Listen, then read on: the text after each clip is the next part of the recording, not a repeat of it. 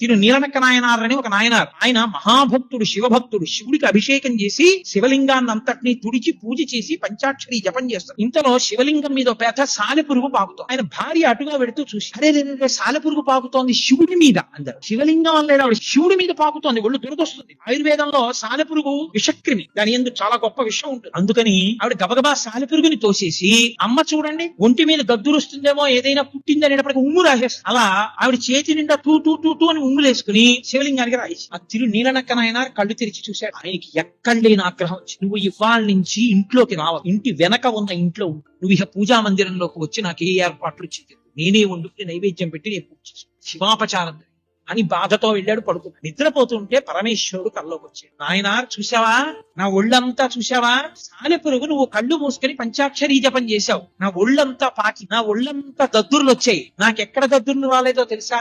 ఎక్కడ నీ భార్య శివలింగం శివుడే అని నమ్మి, శివుడి మీదే సాలెపురుగు పాకుతోందని నమ్మి, శివుడికి దద్దురెక్కుతుందని భావించి సాలెపురుగుని తీసి ఉమ్ము రాసేసిందో భక్తి ఉన్మాదంలో అక్కడ దద్దురెక్కలేదు, మిగిలినవన్నీ దద్దుర్లు ఎక్కే. నీకు కష్టం అనిపించింది, నాకు ఆవిడ భక్తి కనపడింది, భార్య కాళ్ళ మీద పడి తీసుకురా.